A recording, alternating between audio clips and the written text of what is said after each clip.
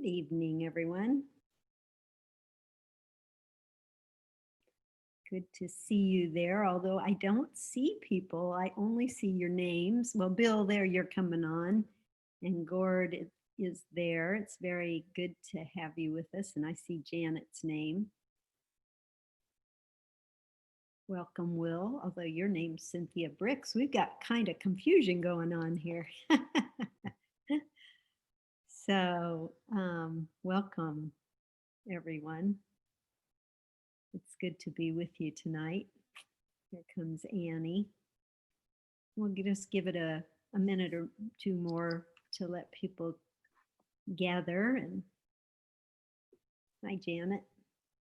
Good evening, everyone. Good to see you all. Yeah. I guess we're waiting for a few more to join us. It's a beautiful evening out there in the Pacific Northwest. So we have lots of sunshine soaking it up. I think people are out and about. I'm going to just close my door here while we're waiting. So, okay.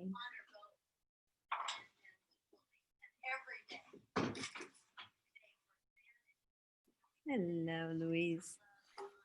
Good to see you.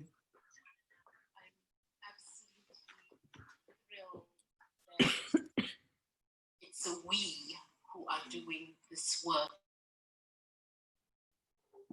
Is someone hearing feedback sound, Cynthia? I'm hearing. Not. Is anyone else hearing that? It stopped now. I was hearing it. I stopped where it was coming from.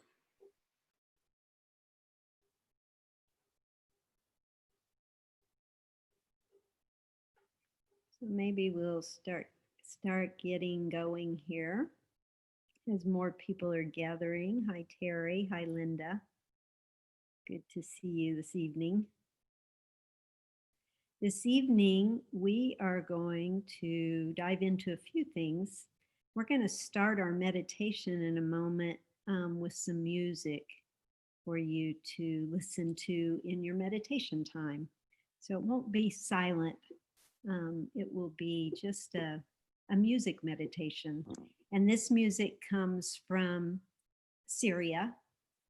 And so it's to give you a flavor of that area of the world. And tonight I'm going to share a little bit about Saint Tecla. How many of you know about Saint Tecla? Any? Okay. Well, then this will be new for you. a little bit. A little bit. Yeah, a little bit. So why don't we just come into our centering place, and I invite you to relax in and listen to this music of Damascus, Syria. And Saint Tecla, to give you a sense of her, she lived in 30 AD. And so we're going to talk about Saint Tecla tonight, or I'm going to share and give you a little bit of who she was. And so we'll just start with music meditation and just gently closing your eyes, or however you want to be with this music. Maybe you want to move with it, for all I know. So whatever feels right.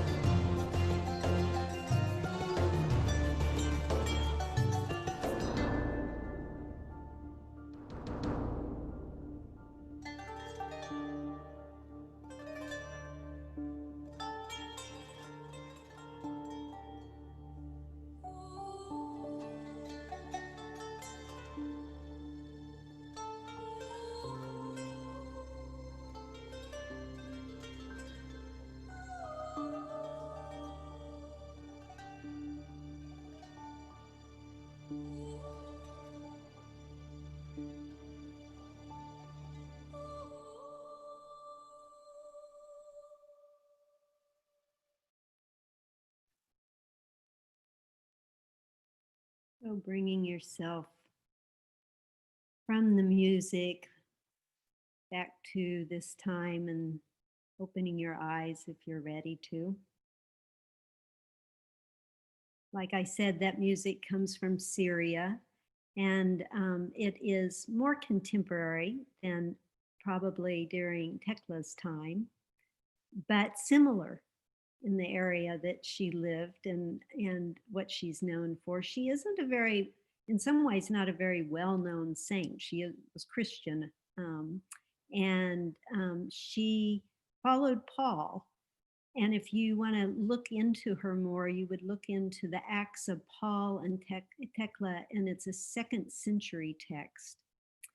And then there's a whole part that's separate from that, that's the Acts of Tecla. And she's called the apostle and proto-martyr among women and equal to the apostles. She's a role model. She was a role model for women when she lived, and she still is. Tecla has a feast day of September 23rd, which is coming up in the Catholic Church.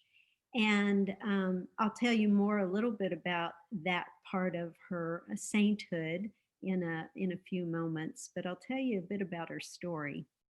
She was a teenager living about 30 to 40 miles north of Damascus, which is now actually Turkey, not Syria, because of war and everything.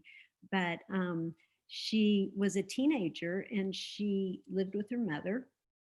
And she was supposed to get married. Her mother had a prearranged marriage happening, and Tecla was going along as the cultural thing to do.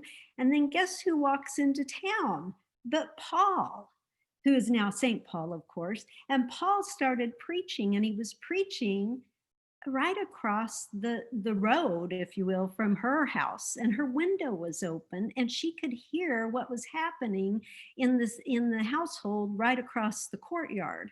And she could hear Paul speaking and preaching, and he was speaking about ways of being, ways of being virtuous, ways of following Jesus, following the Lord. And Tecla became enchanted with just what he was saying. And she sat there listening. And she didn't just sit there for a few minutes. She didn't sit there for just a few hours. She sat there for 3 days. 3 days she sat there listening to Paul. And her mother became very worried. She was like, what is, in fact, they say she was like a spider sitting on the windowsill. So there was like a web of enchantment was being woven for Tecla. And her mother was saying that, what is happening to my daughter here? And she tried to pull her away from the window and say, come do other things, get out and move around and stop sitting there listening. But Tecla couldn't stop. She was being called in by everything that Paul was saying. And so her mother called in her fiance. And her fiance came over and he said, Tecla, and he gives her a kiss, but he could tell that she was not at all interested in him. She was being enchanted by this person across the courtyard. And he was saying, Tecla, my love, I want to marry you, but you must stop this craziness. This is so crazy. And so as the story unfolds, Tecla follows Paul. She wants to become his disciple, his student. And that didn't go over so well with her mother and her fiance. She wasn't interested in getting married anymore. She was interested in following Paul, who was preaching the gospel of Jesus, and she wanted to be a disciple. She wanted to learn and really be a mystic. She was a mystic. I was thinking as I was looking at this, what her astrological chart must look like, or must have. We should look that up, Will. If we could find out her date of birth, that'd be very interesting, because I think it was definitely her karma and definitely her dharma to do what she did, even though it went against all the civic and all the social norms of what a young teenage girl who was supposed to get married was supposed to do. And girls didn't do that. Women didn't do that. And so she basically gave up everything and started following Paul. And when her mother and fiance got so upset, they went to the officials and they said, this man is bewitching these women, these virgin women who weren't married. They weren't married, so they were virgins. And he's taking them away from their fiancés, and you need to arrest him. So they did. They arrested Paul, threw him in jail, and Tecla secretly snuck into his prison cell in the evening to sit at his feet and listen to more of his teaching. She paid off the guard to do so. Well, when her mother and the fiance found out, they were really angry. They were like, what are you doing? And why are you doing this? And the officials said, Paul, you get out of town right now. They just banished him from the town. But Tecla didn't get it so easy. Her mother was so upset.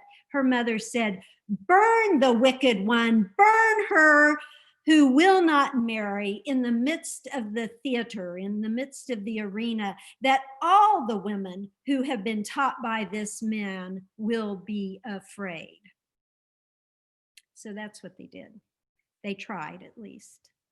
They brought Tecla into the arena with everyone around, as you can imagine, like a coliseum. And they had the children bring the wood in and build the fire around her. And they, as they brought her forward, she did the cross of praying to Jesus. And they brought her in and they set the fire on. And the fire did not touch her feet. The fire did not touch her body.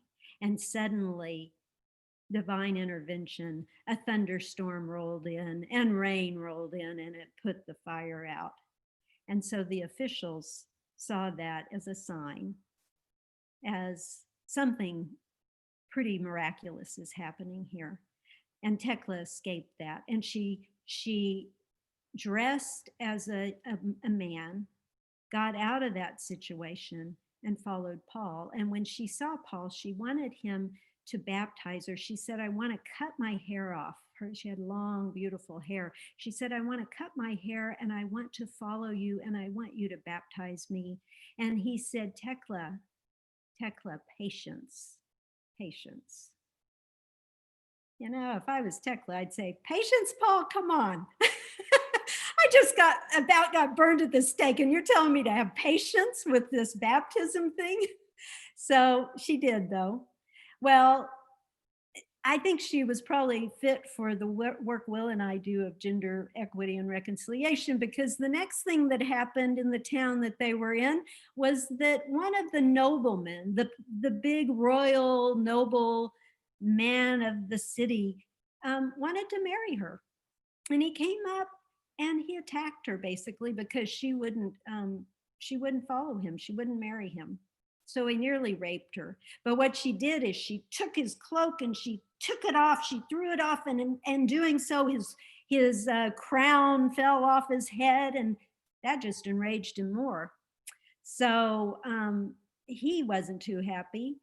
And so he also went to the authorities and said, this woman has got to die.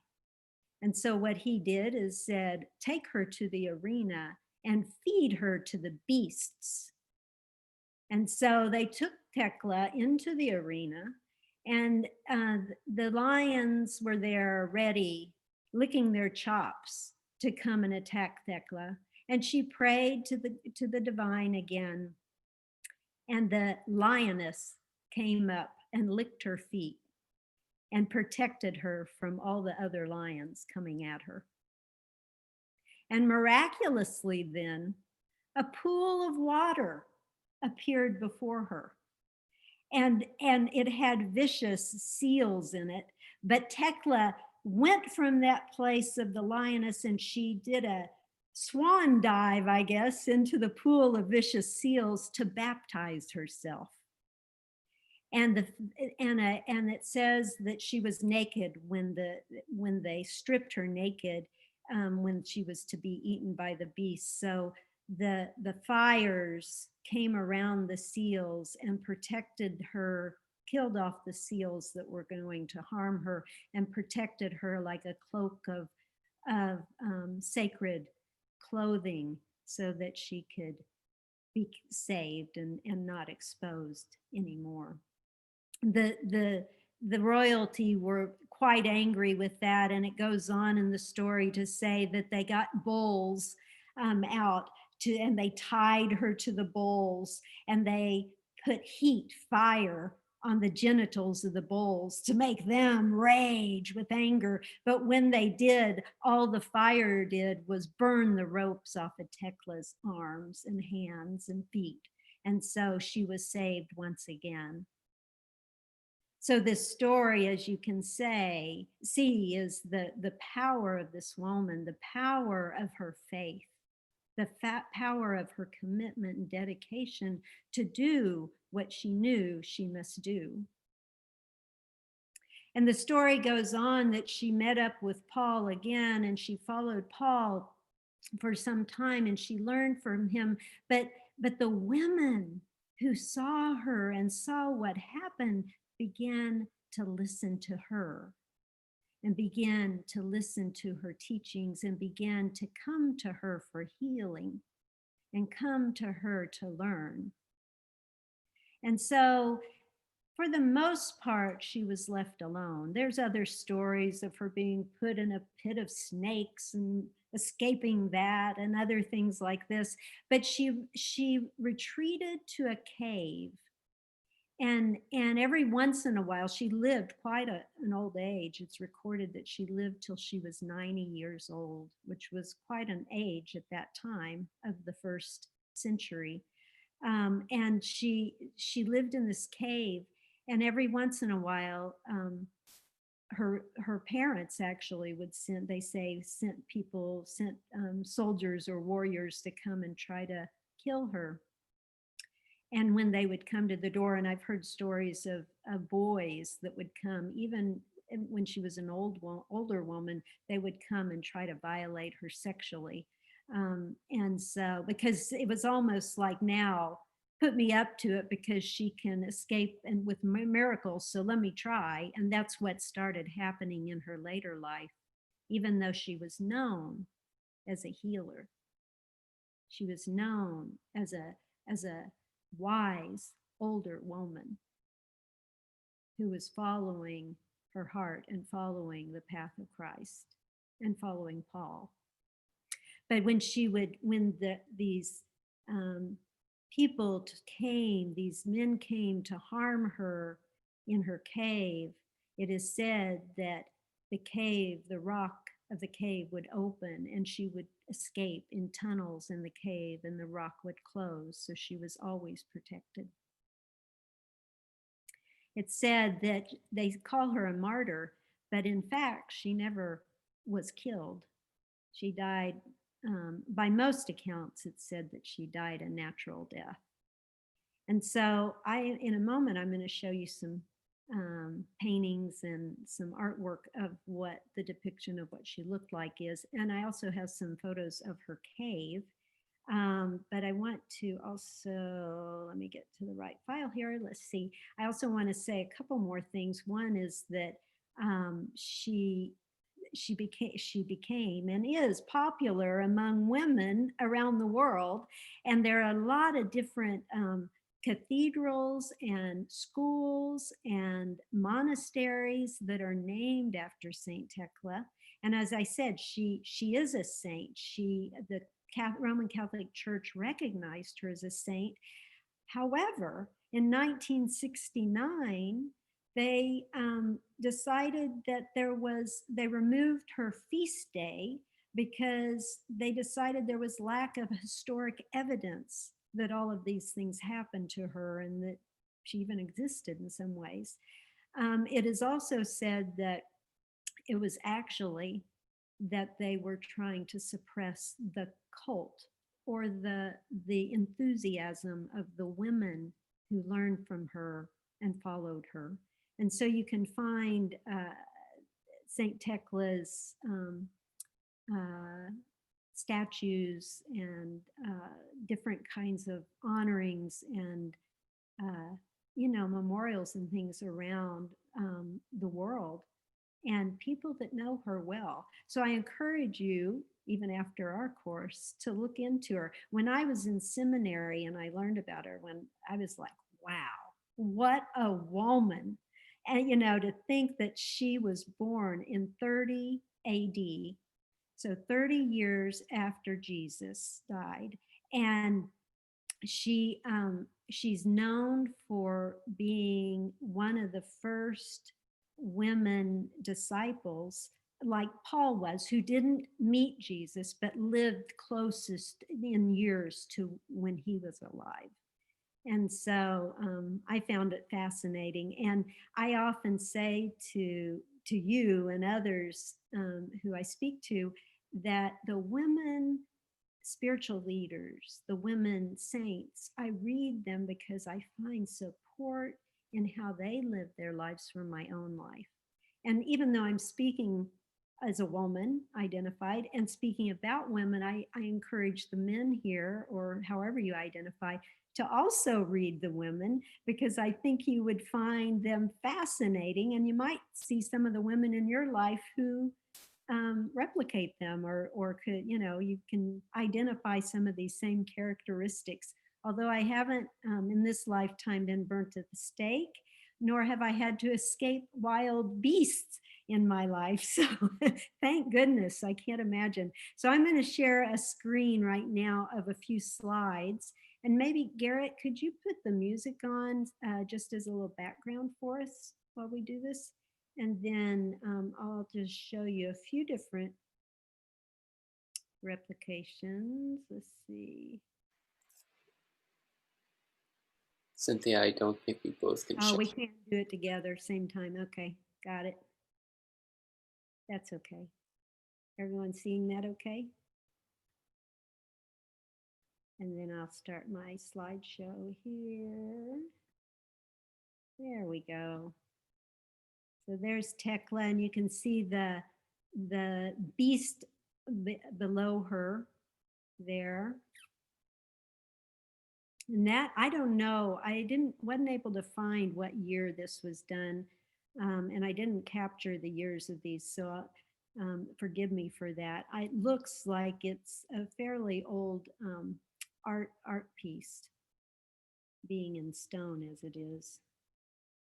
And there she is, patting the lioness, or lion, that looks more like a lion. And there's the snake over to the other side of her. And there's in the background is the bull. But the angels up in the right-hand corner are looking down at her. And she's a patron saint, so she has the flag in her hand. And you see the firewood there on one side. So all the symbolism of her story and her life.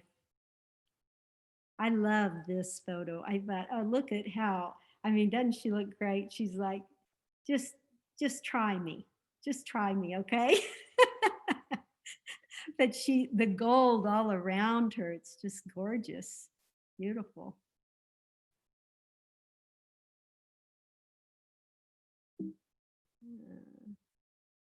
Oops. There we go. And there's the Apostles Among Women, Saint Tecla. Again with the lioness. And the Colosseum, the arena there that she was pulled into. And then this is a very Catholic image of the saint. Maybe this is her older age as well. I think it may be because over on her cloak there with her fingertips touching, I think that may be, maybe the church, but it also could be the monastery where her cave is, which we'll see in a minute. And I know, Linda, you're on this course, so with your art background, you may have a lot more to say about what these images behold than even I am pointing out. And there is always so much to learn from the artistry of the different times and eras that they're made in. This one, of course, is a statue.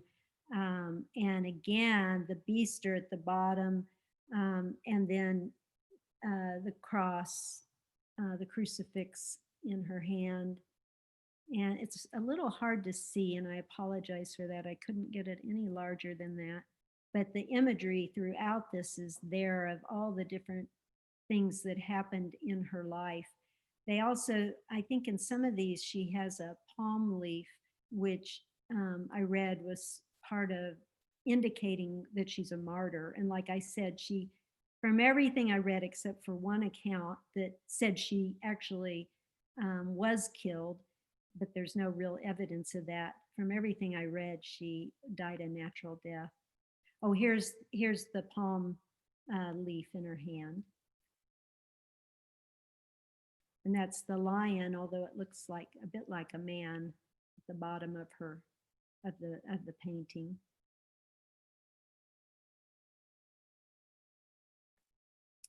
And this actually was interesting to me because this was in 1630 in Estes, Italy.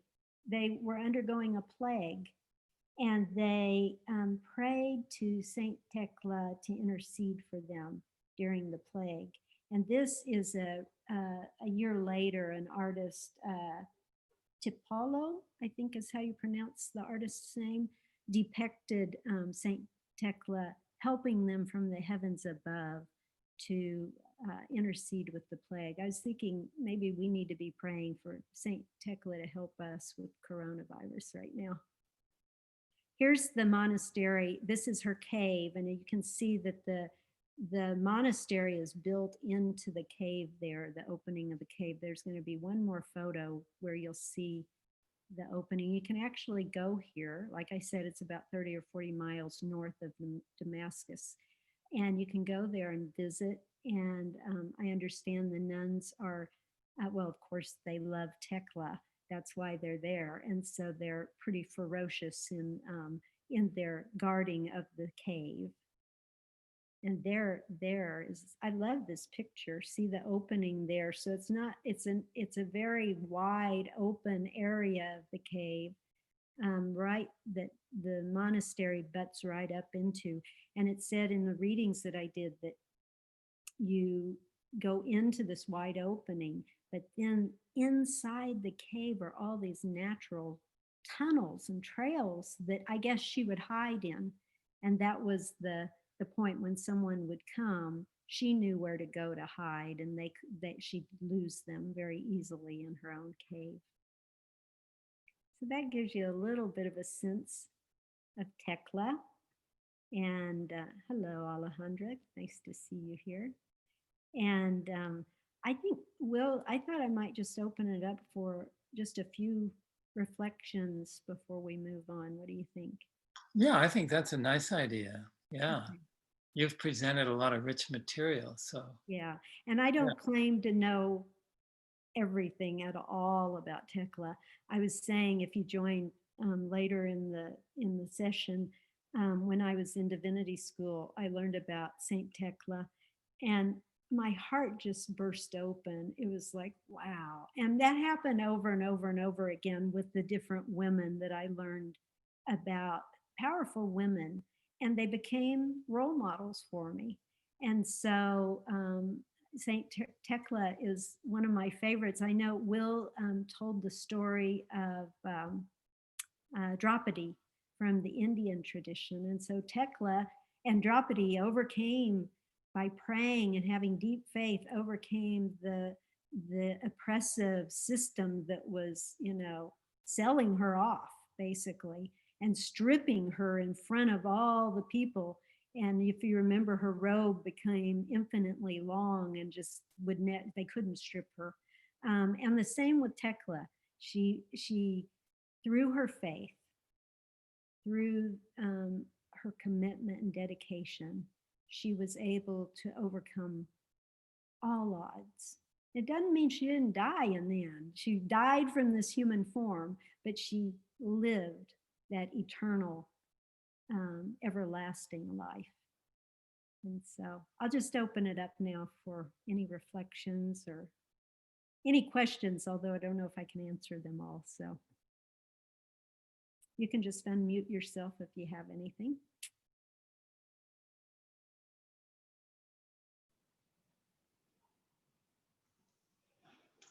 Well, I'd like to say that I was very moved by the music in the beginning of the meditation, and I was transported to a time when I was in Tunisia and also in Greece.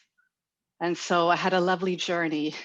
Oh, nice. And I was very moved by your story too of, can you say her name again? Tesla? It's Tecla. Tecla. Yeah. Tecla.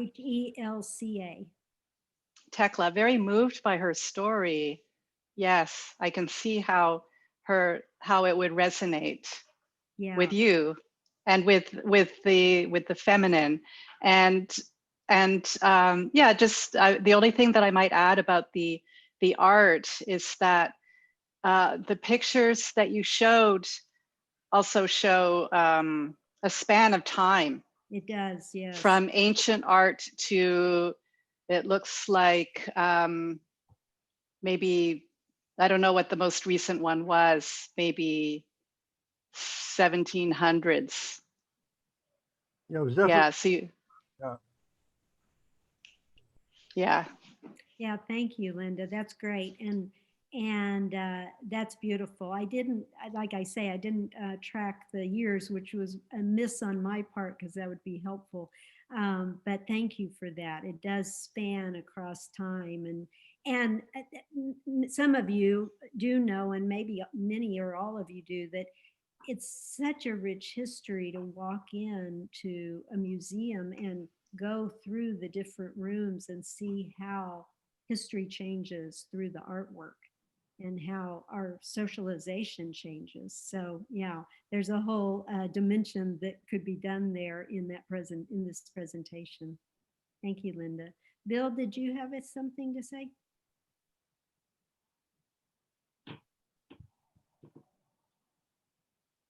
Nope.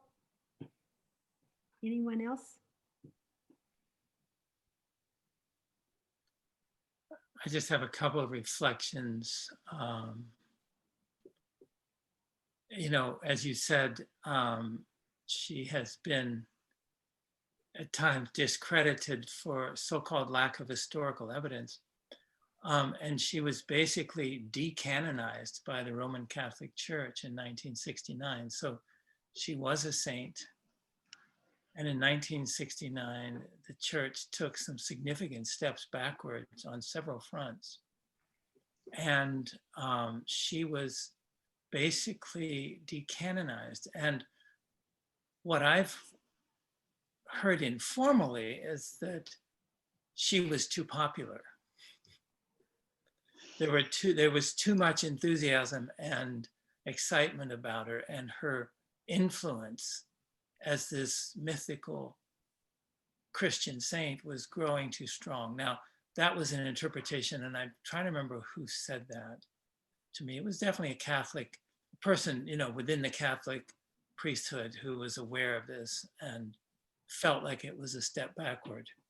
What strikes me about it is that the entire Catholic Church requires the institution of the priesthood as intermediaries between human beings and God. And the whole institution is predicated on the legitimacy of that. And her experience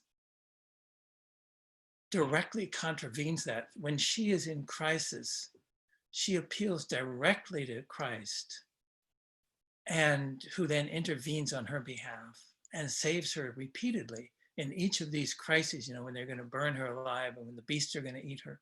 So she has this series of crises, and each time she appeals directly to God in the form of Jesus, in the form of the risen Christ, and she is miraculously saved. So what she stands for then is the direct personal relationship with God, in which you have no need for mediators and no need for priests, but you go directly. Well, she baptized herself, for example. Right. I think that is extremely threatening to the patriarchal tradition, not only in Christianity, but you see the same thing in Hinduism with the story, as you were mentioning, Cynthia, of Draupadi, who basically was betrayed by all of the elders, including the most senior religious elders, as well as the political elders. So she had nowhere to turn for justice. The highest authorities in the land, both political and religious, betrayed her. And so she, as a last resort, appealed directly to Krishna, who then worked a miracle and saved her. And then there was a pall over all of the senior patriarchs because they realized, uh-oh, something more powerful than us has come into play here. Oh dear. There's this kind of like, we must retain control. So I just want to point out, I don't know the inter stories here, but I would just suggest that if one had, were wanting to do a really interesting PhD thesis, it would be a very interesting research project to find out the real story behind why she was suddenly decanonized. But personally, I feel that it was at the very least very convenient for the church's orthodoxy of retaining the legitimacy of the priesthood in the face of growing mysticism, where people are going directly for a personal relationship to God and obtain their salvation directly and personally in that way. So anyway, that's all I have to say about that. But Alejandra, you had a comment or reflection? It was related to what you just said and about her, but also about Paul, because the Paul and Peter and all the disciples, the designated disciples, they also had a direct connection with God. They didn't have any priest. They didn't have any intermediary. And the priests themselves, for people that my grandfather was a priest, and he stopped being a Catholic priest to marry my grandmother. And one of the things that he said is that one of the things that they learn is that they have confession, but mostly they don't go through another priest in order to connect them with God. They learn how to connect with God themselves through their prayer and their tradition. So really that was done for women originally, and then it became expanded into society. Everyone has to go through the priest in order to reach God, which in Sufism is you also have the sheikh. In some areas of Sufism, you have to go through the sheikh, which is simple. And now we don't only have the priest, but we also have the saint. We have two intermediaries. But so that's all I was saying, is that for me, that is also the funny aspect of the situation, is that the apostles themselves did not have an intermediary. This is just for women at that point. I have a question. That's very interesting. Thank you. Yeah, Bill. Does anybody know who was the Pope at that? I think in '69, I think this was after Pope John the 23rd had died. It was probably the first Paul Pope, who was more of a conservative, because the Pope John the 23rd was quite a liberal, if you want to call it that. He tried to humanize the liturgy, to make it more like accountable to the people. So I think it must have been that Pope. I think it must have been Paul the Fifth or Sixth. Paul the Sixth. Anyway, does anybody Just know? looked it up. Yeah, Paul the Sixth.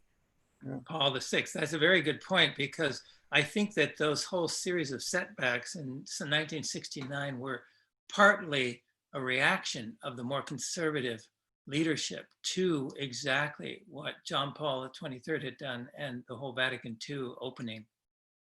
So yeah, that's probably part of that backlash. Yeah. I want to just point out a couple of things. One is Sister Lucy Currian, who you all know, would say, you know, we have put Jesus too high on a pedestal and forgotten that he's right here with, he's her guru, but he's right here with us. So like what you're talking about, Alejandra, of making just another, we can't have that direct connection. It's like what Saint Tecla or Tecla brings to me is, wow, she was just a woman trying to be devoted, finding that direct connection with herself. And actually, Paul, in some ways, he let her follow him, but he didn't have, I mean, he was never around when these big things were happening, like getting eaten by the beast and everything. It was her right there. He was gone on the next, you know, talking and preaching and things. That didn't mean he didn't care necessarily, but it wasn't like he was taking her on as a student. The other thing I just want to point out around the gender piece is that this relationship, I mean, this is age old story of how girls and women are treated. You know, she was named a virgin and she was being married off and she didn't have the choice. She wasn't supposed to do this. I mean, all of Jetsunma Tenzin Palmo's nunnery is for girls and women who don't want that life. They have a spiritual calling and they, you know, they're going for enlightenment rather than becoming a wife and child bearer. That doesn't mean there's anything wrong with it. But when when a man has that spiritual call, they kind of go off and do it. And it's much more difficult for a woman. So Tecla's story is showing that challenge of that she kept going. And the other piece is the relationship with Tecla and her fiance, who kind of felt like he owned her, and Tecla's mother, who colluded with the fiance and then had Tecla burned at the stake, for God's sake. This is still going on in this world for young girls in certain countries or cultures where that is the protocol.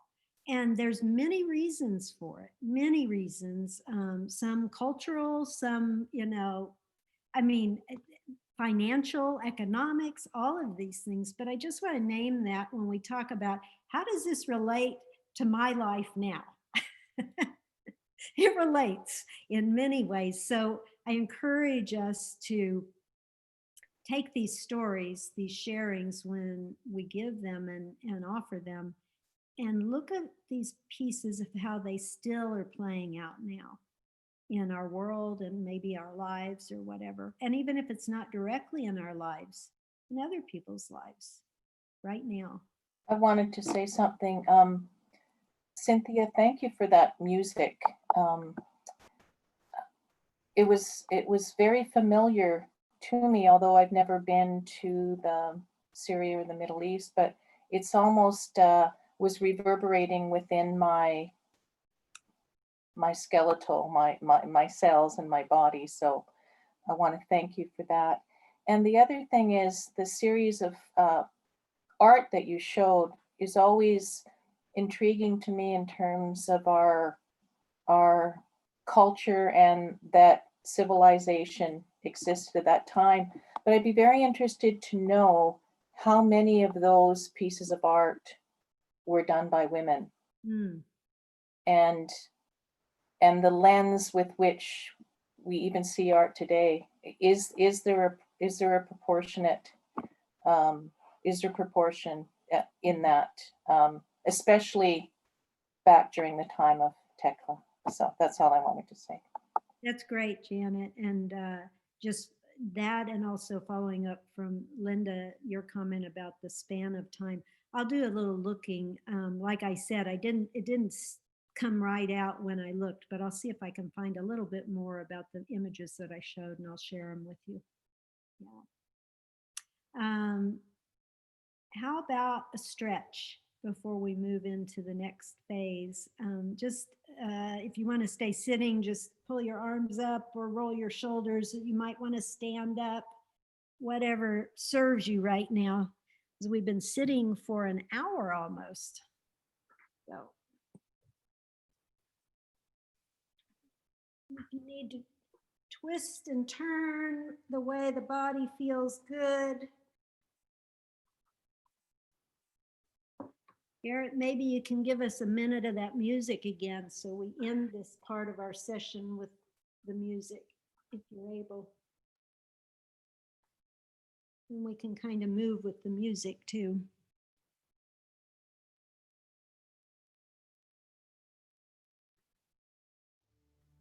I pulled a fast one on Garrett. I don't know if he's, there we go. If your volume is not up, you might want to turn it up higher. And then music for a minute before we move into the next portion of the course.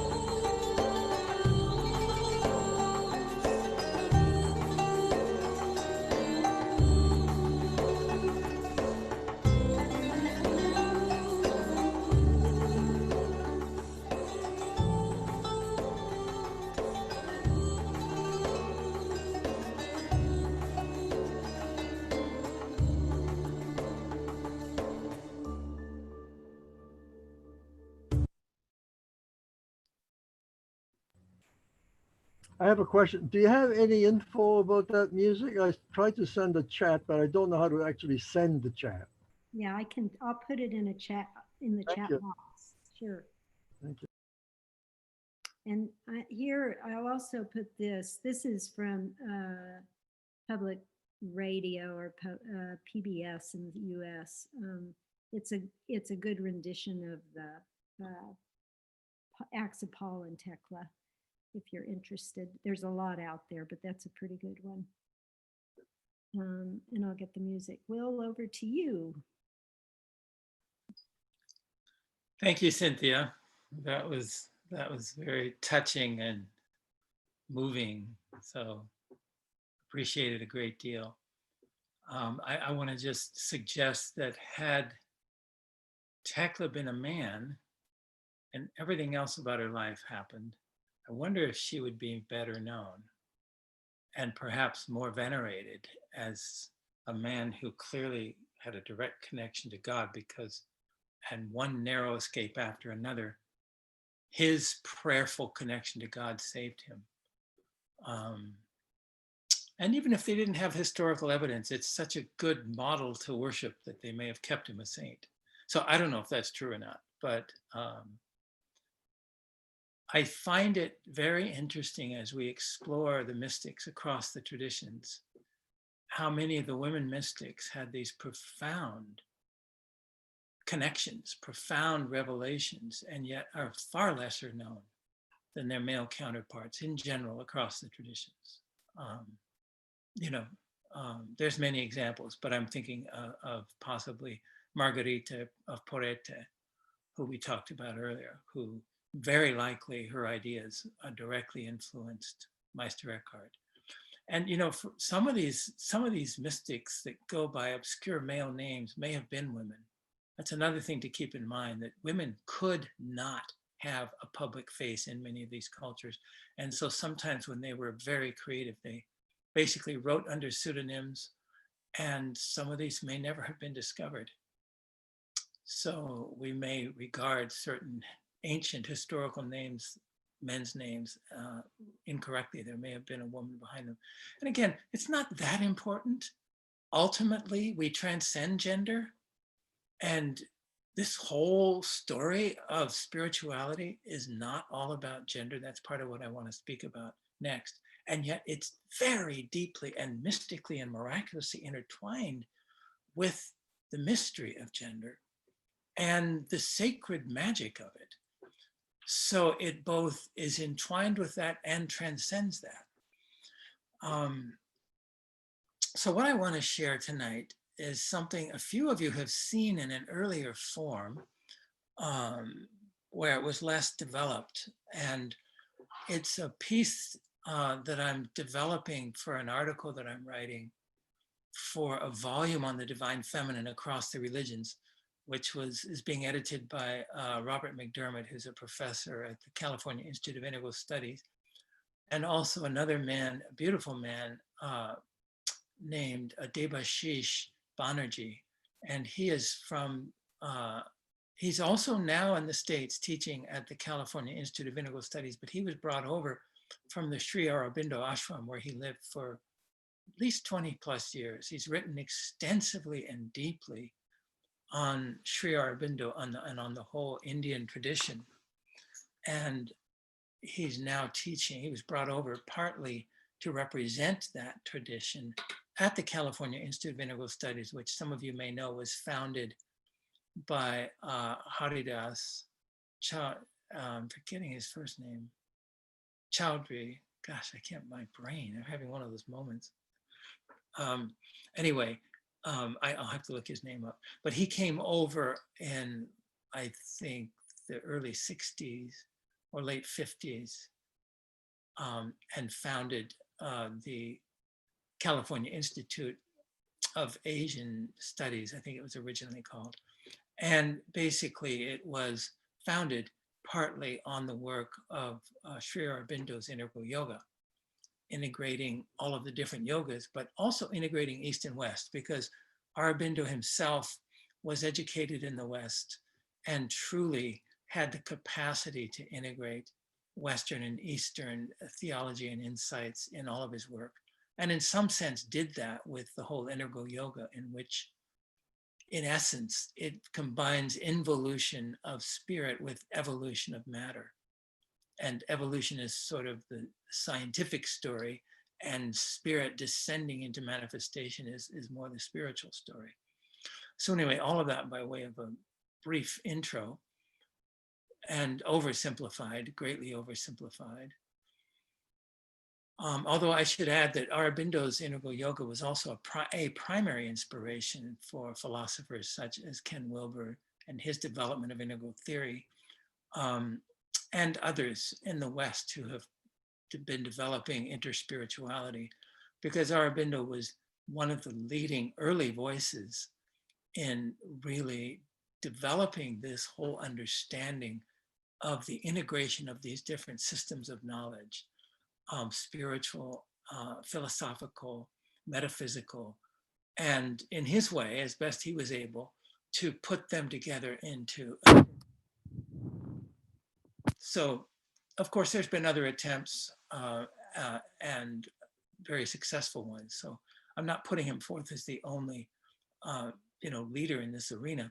Although I will say that Aurobindo really focused very strongly on the divine feminine and the communion of the feminine with the masculine, which was central to his integral yoga. And I think doesn't get enough, well, I know it doesn't get enough emphasis and recognition. People talk about mind and supermind and the different levels of consciousness that Aurobindo articulated, but his own personal sadhana was very much essentially a kind of tantric sadhana involving a personal and direct surrender to the Divine Mother, and then working with his consort Mira Richard from France, very closely with her.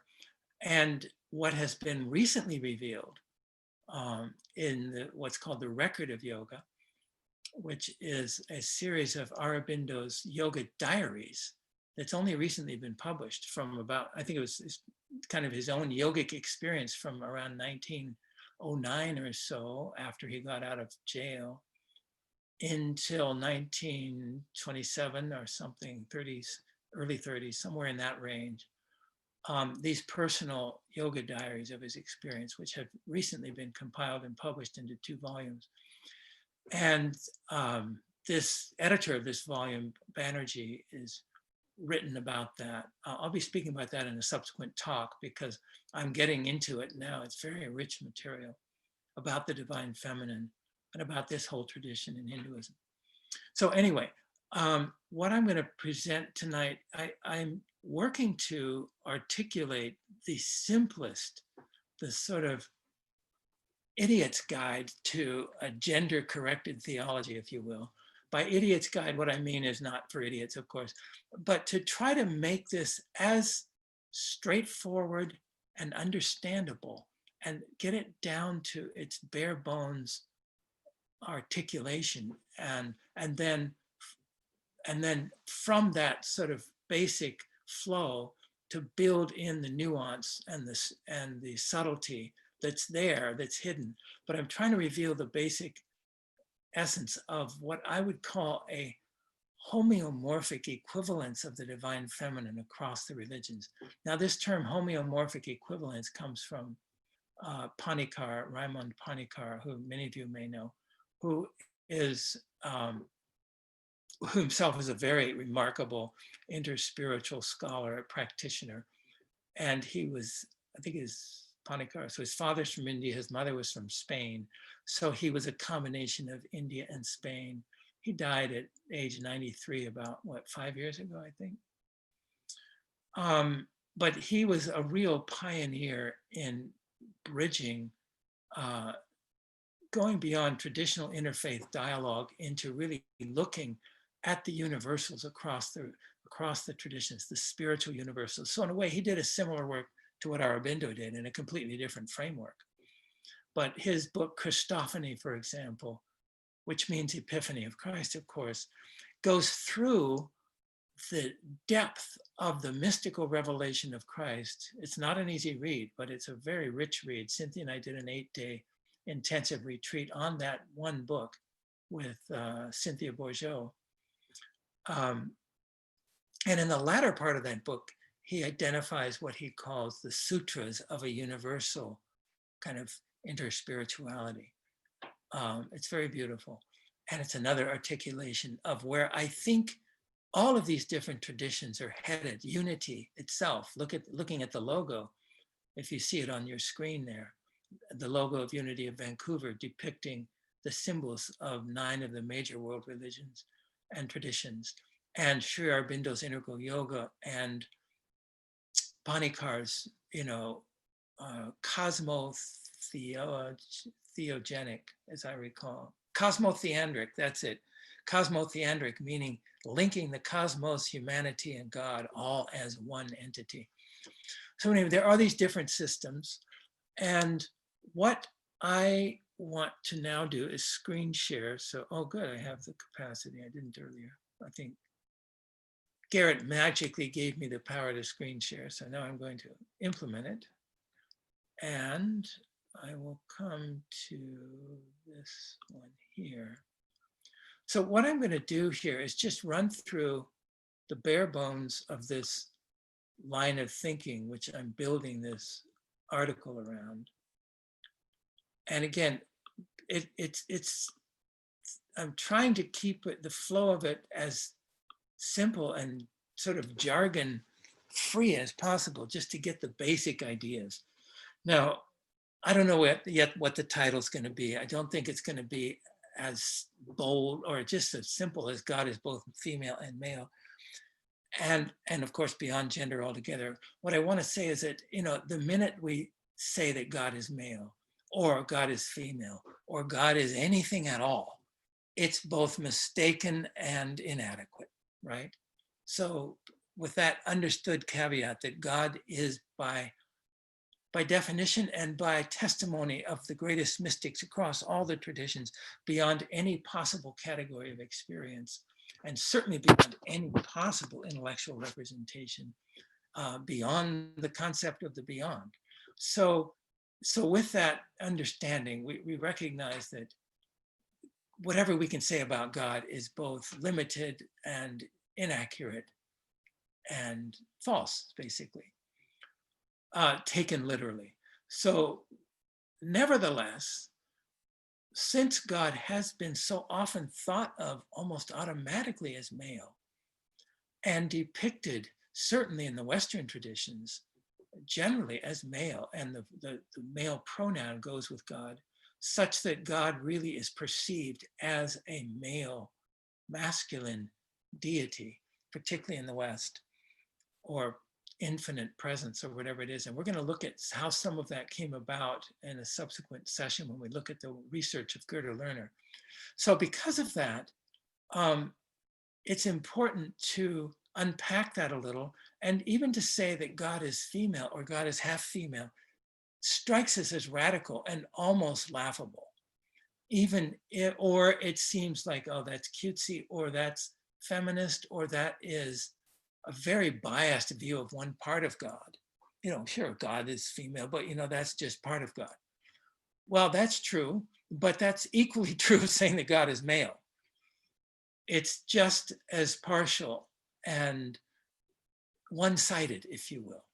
So what I want to try to point to is that although to say anything about God is inaccurate, and to ascribe a gender identity to God, even as androgynous, is ultimately limited and not totally accurate, it's far more accurate to say that God is both female and male, or God is androgynous, than it is to think even implicitly that God is one gender or the other. And so I'm subtitling this flow of thinking called, toward a gender-corrected interspiritual theology. Okay, so we start here and with just this question, how do the following theologies relate to each other? So we have the Christian traditional Trinitarian theology, Father, Son, Holy Spirit, Padre, Filio, and Sanctus Spirito in Latin. And then we have the Kabbalistic tree of life in Judaism. I'm sure many of you have seen it with its 10 interlinked sephiro. So it's a whole esoteric energy diagram with 10 different energy points. Very different. I mean, you look at that and you say, what does that have to do with the Christian Trinity? Seemingly not much. Then if we look at the Hindu cosmology of Shiva and Parvati, for example, and the gender parity that we find in the Hindu pantheon, and also in Buddhism, of essentially female deities alongside male deities, on masculine and feminine divine consorts. And again, a whole esoteric system of the chakras and the nadis and the Ida and the Pingala and the Sushumna, and all of these energetic systems inside the human body as a kind of a microcosm of the macrocosm. And actually Taoism, I could add this too, with the Tao of the yin and the yang, and the whole understanding of the human being as a microcosm of the macrocosm, cosmic play of yin and yang. So in any case, on the face of it, there seems to be not much relation between these. They come from different religious traditions and are often seen as very much contradictory theologies. And so starting from this place to try to see how they relate to each other, let's begin. Let's start with the Christian Trinity. Everybody knows this. Very simple. This is the bottom line. God the Father, and then the Holy Spirit and Son of God, Christ, sometimes called the Logos also. And so that's the story. This is the Trinitarian nature of the triune God. And this is the fundamental understanding of theology upon which the Christian tradition rests, at least in the liturgy and in the churches. It's a little less clear in the actual scriptures themselves that this is the whole story, but it's definitely become the teaching in the religious traditions and the churches. So, and it's definitely less clear if you look in the Gnostic Gospels, but we'll get to that later. Okay, so we're starting here, And then this is the assertion. This is only half the story. It's only showing the masculine part of God. Whoops. And that God himself, herself, declares that this is only half the story, right at the beginning of the Bible. So in this text from Genesis, chapter 1, verse 26, 27, and I've read a fair amount of the commentary on this, and I would say that in general, there's two categories of commentaries. This is very generally speaking. One category is really spinning their wheels to try to dismiss this and explain it away so that you can still end up with just having a male God. And the second category of commentary on this is basically saying, it says it here in plain Hebrew, folks, God is male and female. If we are made in the image of God and we are made male and female, and since God is speaking in the plural, Elohim here, creating humanity in our image after our likeness, it's pretty clear that God is also male and female and is self-identifying as such.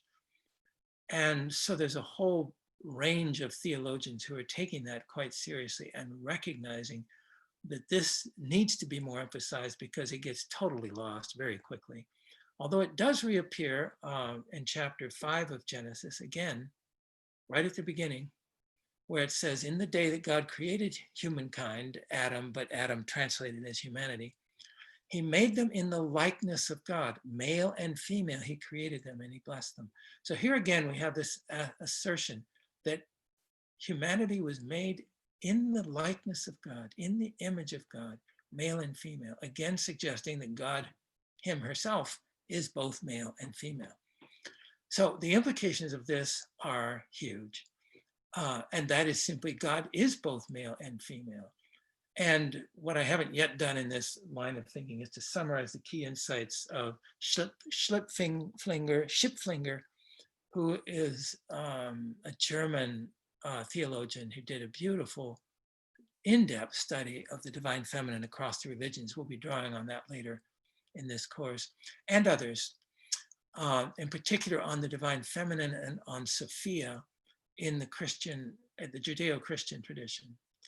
And the upshot of all of this, so I'm going through, there's a lot of material there that's very important material, and for the moment I'm skipping over it to kind of follow this flow, is especially according to a particular school of theologians called the Russian Sophiologists, is the basic affirmation of something they call the Sofianic Trinity. This is the wisdom trinity, or the feminine trinity, really. The traditional Christian trinity of Father, Son, Holy Spirit is then, in the light of the Sofianic Trinity, seen to be a masculine trinity. And there is a missing counterpart, which is feminine, which is the Sofianic Trinity.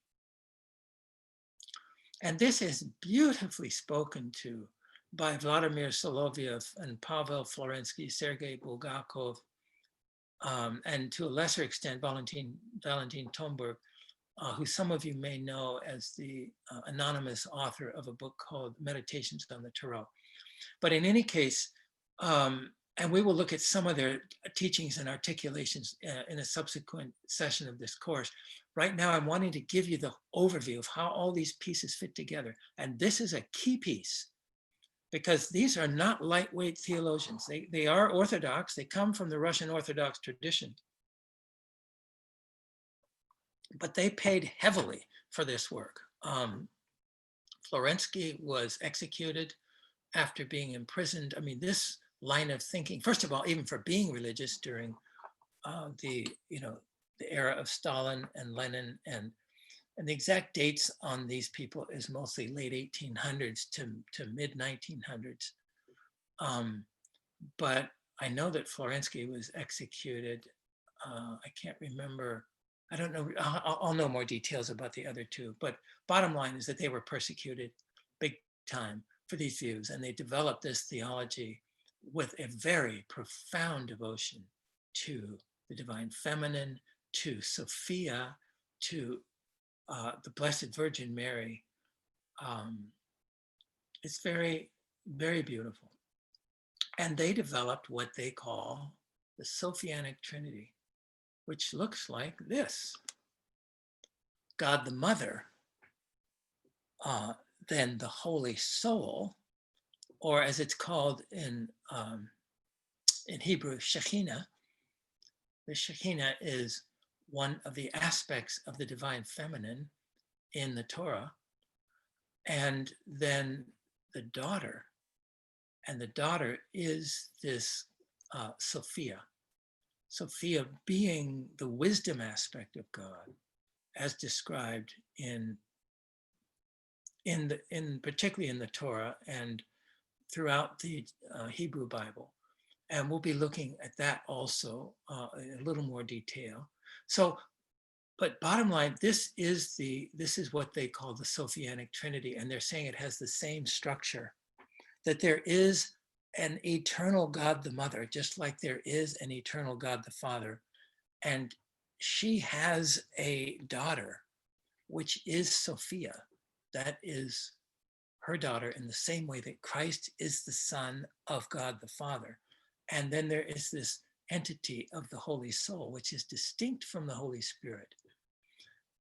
So this is what they articulate with lots of theological, reason and justification for this. And then Valentine Tomberg, who wrote this book, Meditations on the Tarot, put these two trinities together schematically. Now, what's interesting to me is that you have those two triangles that I just showed you, depicting these two trinities, but it seems like it was Tomberg who first put them together, at least from what I've seen. Well, I mean, apart from the Jewish mystics, we'll get to that in a moment, but within the Christian kind of framework, and it appears in Schipflinger's book, which I think came out in around 2000, as just a kind of revelation that this was how Tomberg put these two together, which was to literally put these two triangles together. And so you have the Father, Son, and Holy Spirit, and then you have the daughter, Holy Soul, and the mother. Now, as you can see, what he's done is he's inverted the one diagram so that the feminine aspect of the mother is, and this is interpreted actually by some of these Sophiologists, is that the Father is sort of the transcendent aspect of God and the mother is the immanent aspect of God. And so the Father is more unmanifest and the mother is more manifest.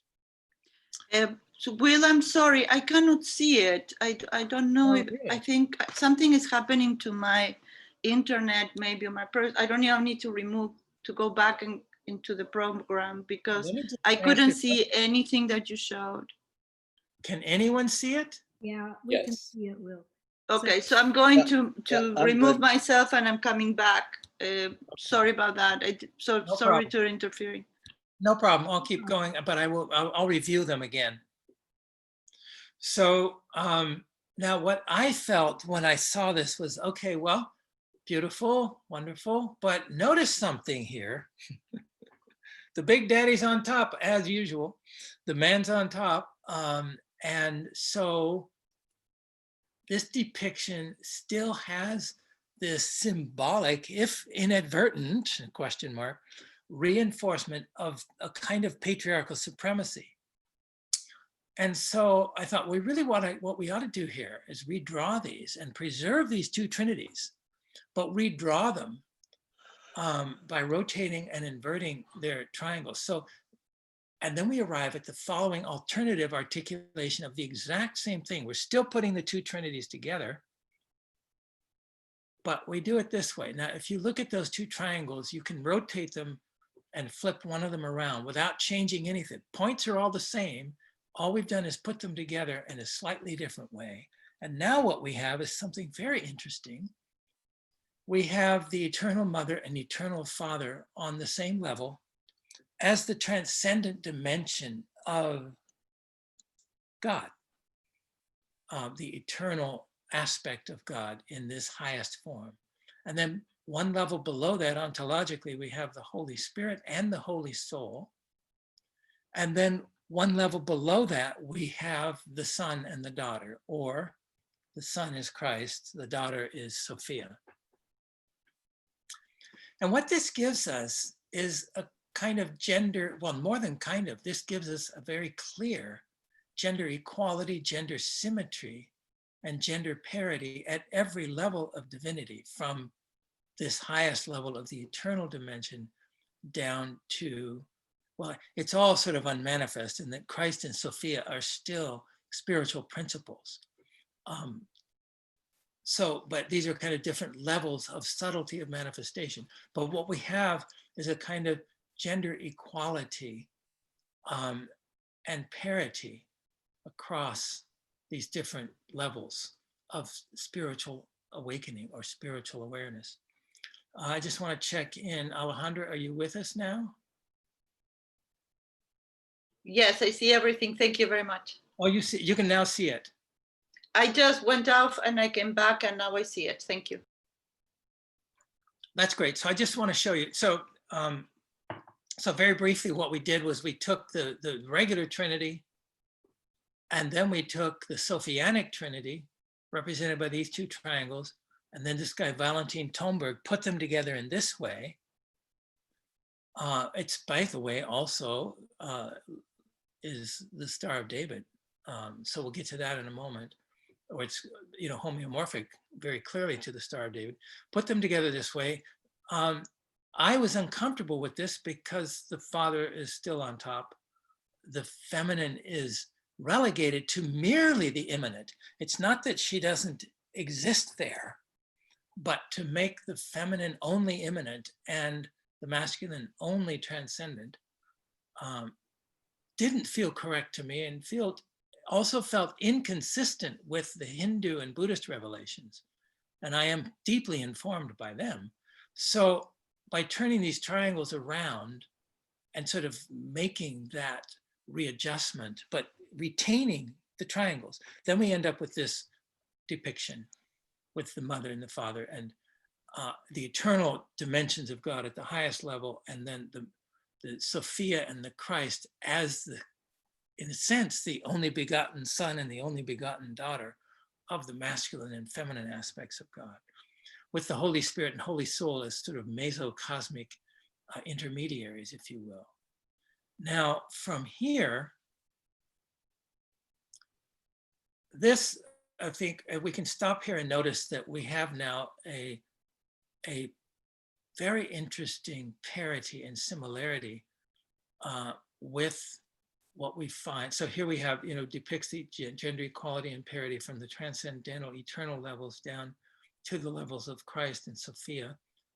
Corresponding to these two constituent trinities are, first of all, the incarnation as Christ, of Christ as Jesus. So the Christ, which is the Son, right? The only begotten Son, if you will. Or the Logos, that's often seen as the Logos or understood as the Logos. But so I'm putting those as essentially theologically, ontologically equivalencies. And that principle, that Christ principle, then incarnates as Jesus. And so Christ incarnates as Jesus. So Jesus is fully Christ, but Christ is not limited to Jesus. That's the understanding.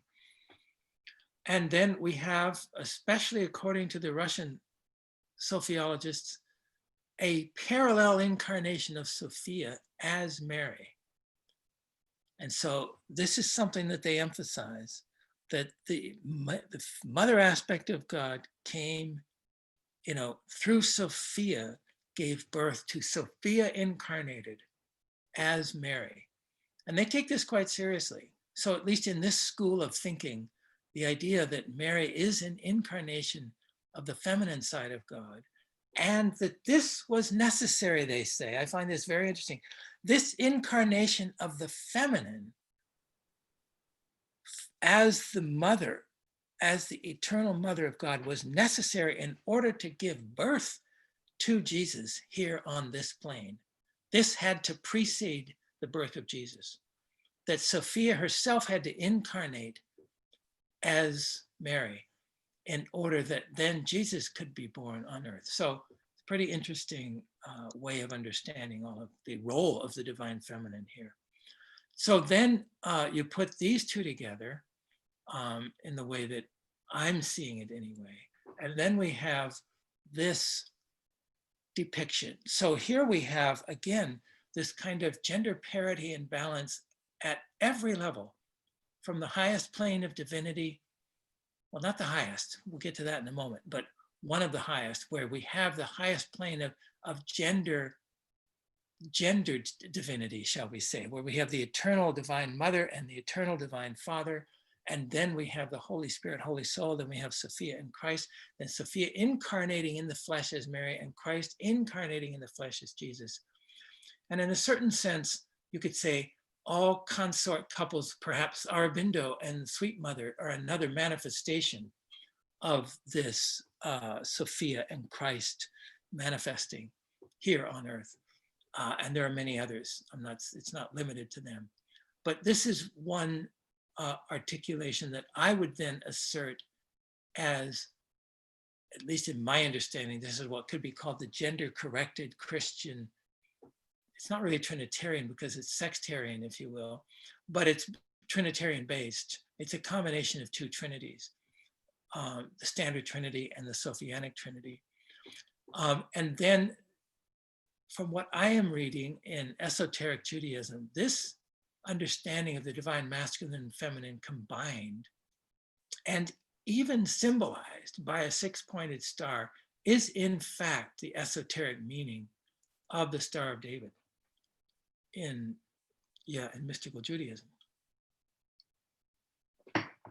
And it comes further from there, because the next thing to note now is that, at least in the way that I'm developing this flow of thought, is that this kind of corrected Christian theology now comes strikingly close to the symbolism in Hinduism of divine communion between masculine and feminine, as depicted in the Hindu iconography of the Shaktona and the Sri Yantra, for example, and those are just examples.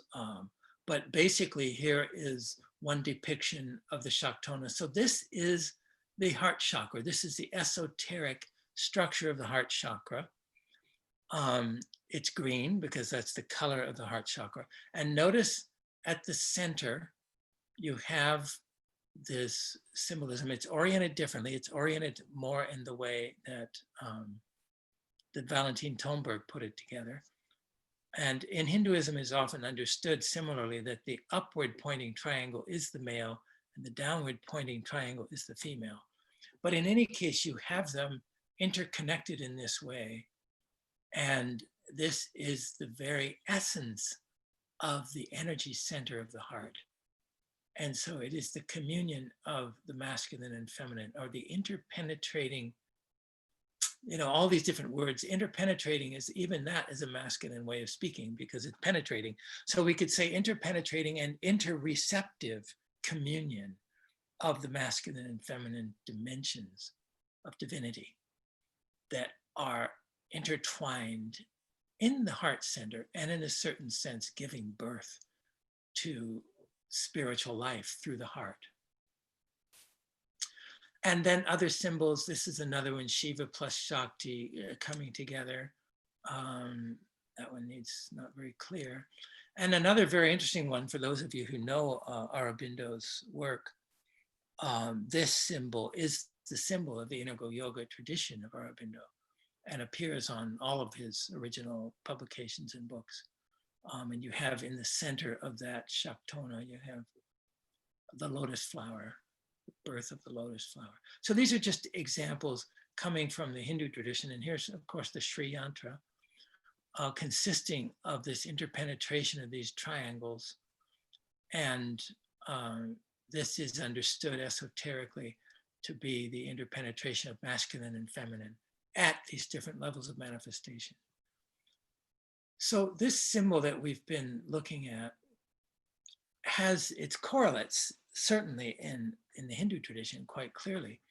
But then the next flow line of thinking here is that this is not the whole story, because beyond the eternal gendered aspects of God, God the Father and God the Mother, is a yet higher aspect of the divine, transcending gender altogether, where male and female become one.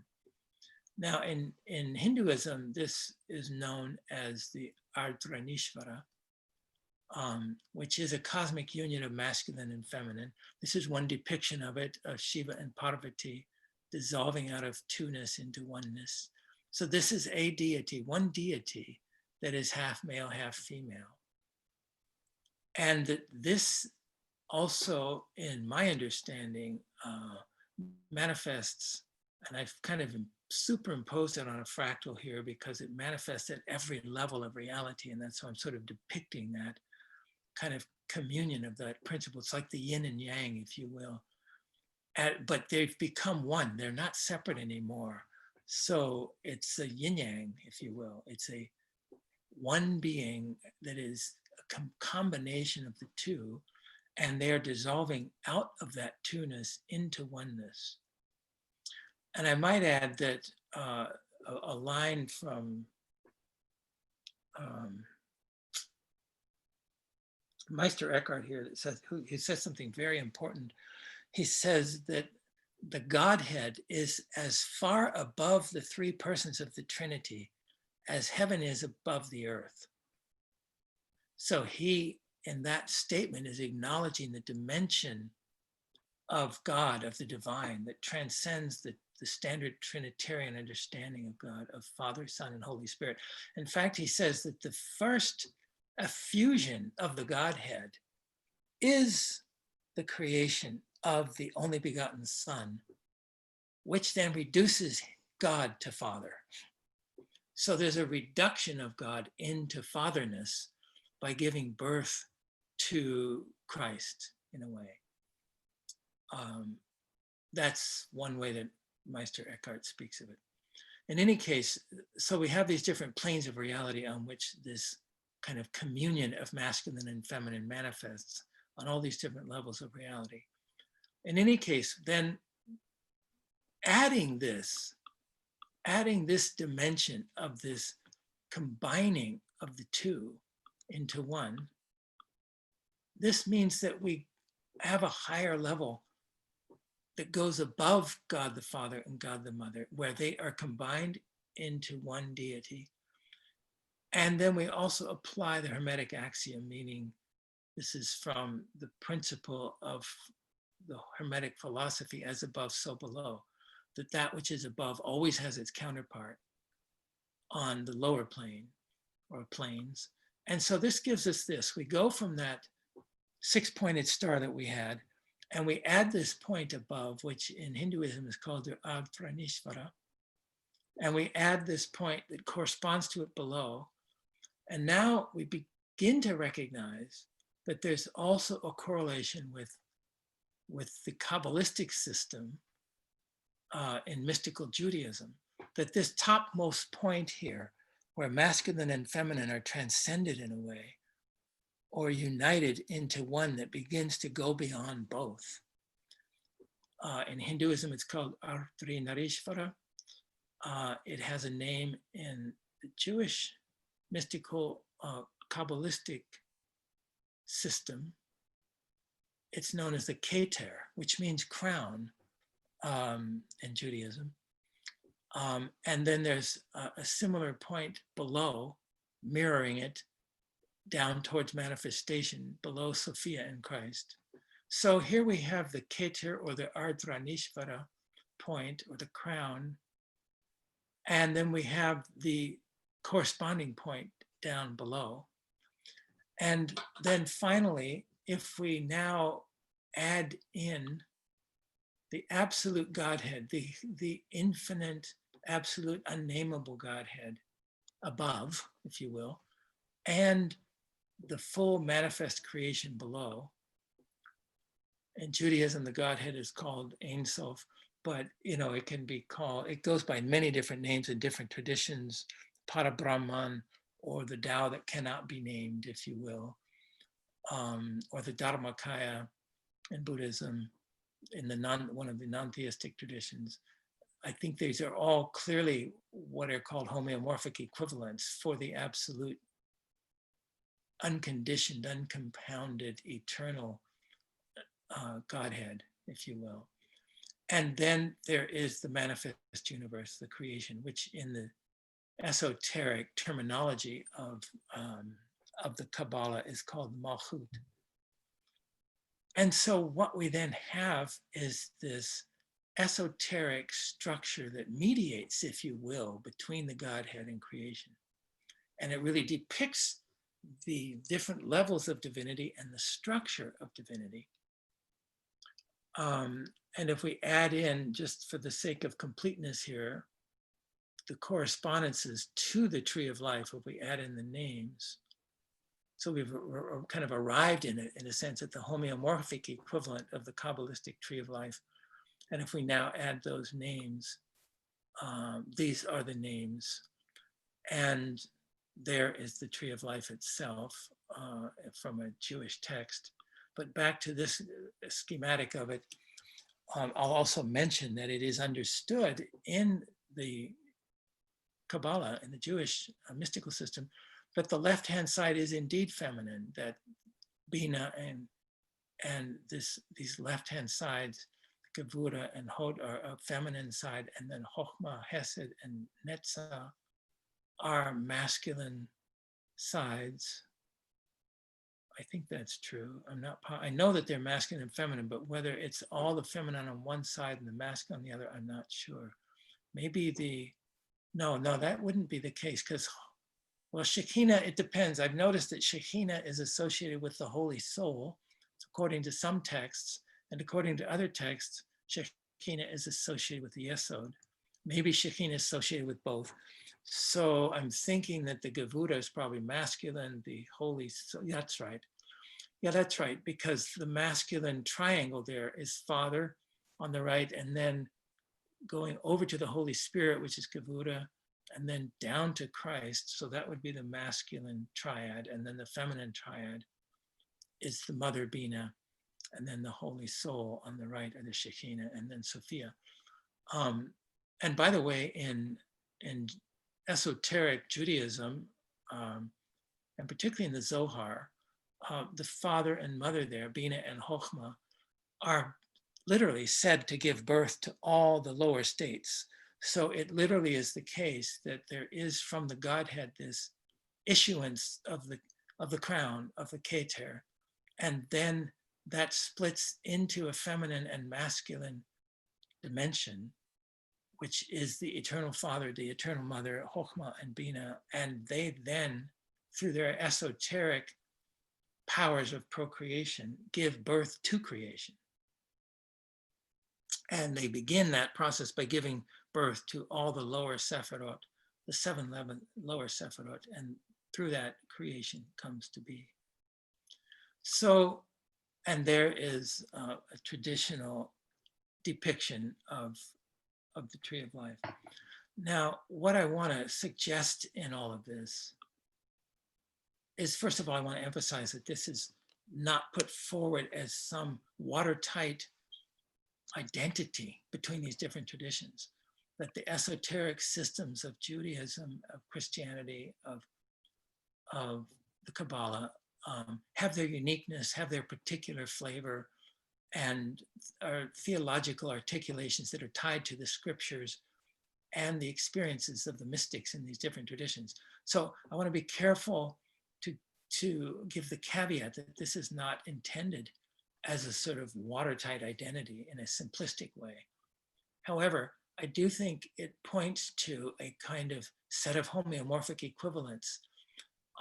And there are, if you count them, 7 levels of spiritual consciousness moving up the level of the Sephirot in the Jewish system. And there are 7 levels in the Hindu tradition, traditionally, of different levels of consciousness, moving from essentially this plane to the highest divine plane.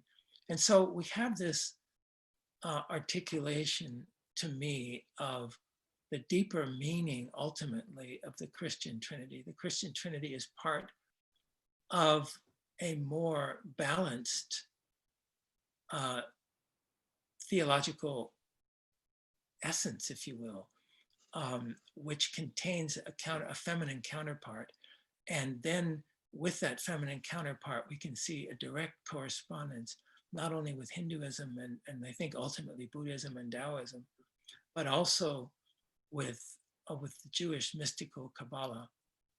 And so these esoteric systems begin to all relate to each other, at least in the way I'm seeing it, and begin to point to a kind of universal quality of the masculine and feminine qualities of God as the mediating levels of divinity between the absolute unconditioned Godhead and the creation. So I've been talking a mile a minute here, so I'm going to bring this to a close for now, and would like to, this talk today has been quite theoretical, I acknowledge that, heady even. So this course won't always have that flavor, but I wanted to sort of put forward this line of thinking and invite comments or reflections, and also really on anything that's been brought forward this evening from Cynthia or from me, just to take some time before we bring this to a close this evening. I've got a comment and a Yeah, question. please. If God combines the aspects of male and female, why did he create Adam, the man, first, and not create Adam and Eve together? Well, it's very interesting because in the book of Genesis, there are two different stories of the account of humanity. And I'm not a deeply versed student of the history of this, but I'm going to present some of this in a subsequent talk. But as you may know, the book of Genesis was written over a 400-year period, and it's considered to be the synthesis of three separate texts that go by the letter P, J, and I think. P means priestly, and J means Jehovah, and I forget the third one. Someone may know it. But basically, so there are literally two different accounts of the creation of humanity. And in the priestly, the P one, God created men and women at the same time. That's pretty clear. And created them at the same day, as it says in Genesis 5.1, on the day that God created humanity, he created them male and female, and he blessed them. So that's pretty unambiguous. However, in, I think it's the J version, God definitely, the other story, that God created Adam and then created Eve out of Adam's rib, and then all of that is really a distinct and contradictory story, if you will, of the creation of humanity, and definitely has more of a, we might call it a kind of patriarchal sort of flavor to it. So, and then there's a third text in the book of Genesis that's also comes into play. I don't know that it has I don't think it has a separate account of the creation of humanity, but the bottom line is there are two accounts of the creation of humanity. And Adam and Eve, Adam being the first human and then Eve being created out of Adam's rib is in there for sure. And as from my reading, it is not clearly settled even among Jewish biblical scholars about how they reconcile those two accounts. Cynthia, I know that you studied that some in divinity school. Do you have any reflection? I don't, and I was just trying to look up the three different writings. It's E, not P, not I. And I was trying. Oh, E. Okay. It's been too long a period since I've studied that. Can you, by the way, just sort of interject? Wasn't, by the way, before Eve, wasn't there, is it Lilith or something like that? Another woman? Like, so there was trouble in River City and relationships going back to the beginning, but it's just, it strikes me that she conveniently was written out of the picture because she was equivalent to Adam. Yeah, I just heard that this year, so I don't know anything about it. That's true, and we should look into that and have a better account. I'm also aware. I've never heard that, so. Yes, I've heard that. I've new stuff. They're finding. There's a book called Mysteries of the Dark Moon, and there's a story about Lilith in there. So she was the first wife, and speaking about being on top, she insisted on being on top, and that kind of pissed off Adam. And so she had a big appetite, and so so she was banished, and then she was reviled later on for, I think, being Sorcerer, a what? like a sorceress. Yes, like killing children and, seducing men and being really, really bad. But that wasn't the original story. Well, that would be Yes. the way to change it though, right? It'd be the same Yeah. thing as Mary Magdalene, make her into a prostitute. Right. The story of Lilith is really very, very famous in the Middle Ages. That's Yeah. where when it becomes really, really powerful, that story within monasteries and convents and stuff, they were very afraid of Lilith. They consider it like diabolic, not just a Right. sorcerer. She was definitely pathologized. Mhm. And she was the first wife of Adam, but I don't know how she was created. Do you know how she came into existence? I don't recall. I don't either. But I think that whole book, Mysteries of the Dark Moon, is all about the goddesses who then were deemed to be dark and evil when they weren't. That's right. And the whole function of the divine feminine was separated, according to Gerda Lerner, into essentially the kind of Madonna, loving mother-like figure, and then the sexual and kind of reproductive aspect of the feminine, and particularly the sexual aspect of the feminine, was then associated with evil, and it got twisted. I looked it up and it says Lilith was the female demonic figure of Jewish folklore. Her name and personality are thought to be from the class of Mesopotamia demons called Lilith. And the name is usually translated as night monster, and it was associated in the 7th century. That's what I found. Yeah, that's what I I think said. It's that's- the Middle Ages folklore and fear and stuff. Is the time when it But rises to the top. didn't she start out, it sounded like she got morphed the same as Mary Magdalene. She could have been, she starts out to be equivalent of and equal to Adam. And that's not going to suit some people. And then women were told to wear amulets bearing the names of certain angels to protect them against Lilith. Interesting. Yeah, thank you for bringing this up. It's very important to kind of delve into Lilith and what happened there. I've been, studying the work of Gerda Lerner in terms of her understanding of what happens. Very, very rich material. But I don't remember her addressing Lilith, so I'll take a look at that. But thank you. Dark Moon, Secrets of the Dark Moon, is that what it's called? Mysteries of the Dark Moon, I think it is, by Demetra George. Demetra George, right. Thank you. I knew that book. She is a major astronomer, one of the most respected archetypal astrologers. Yeah. And my Greek friend tells me Demetra and George both mean field. Ah, okay.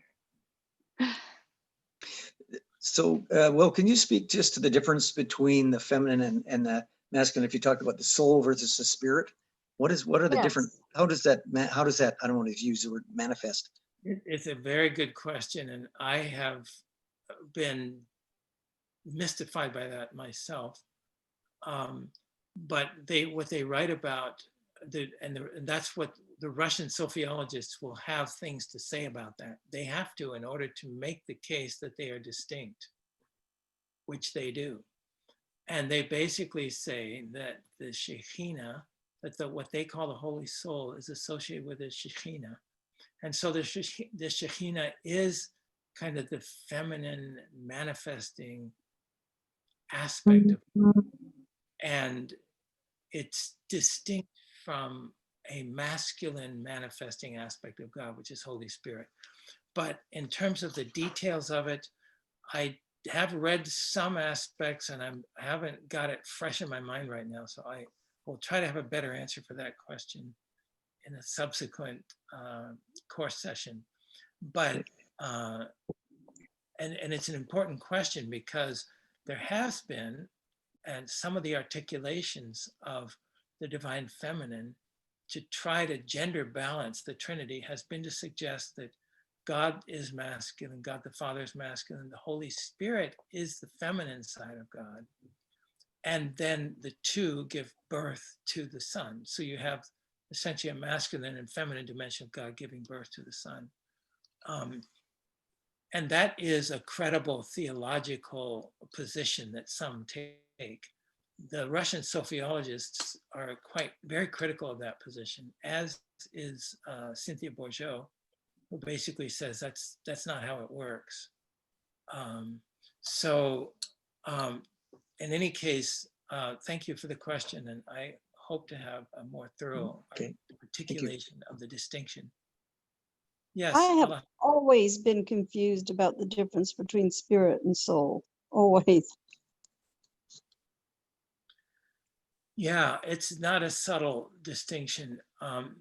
My basic, again, somewhat simplified and simplistic answer would be that soul is a broad term that refers to the mediating levels of reality between the grounded physical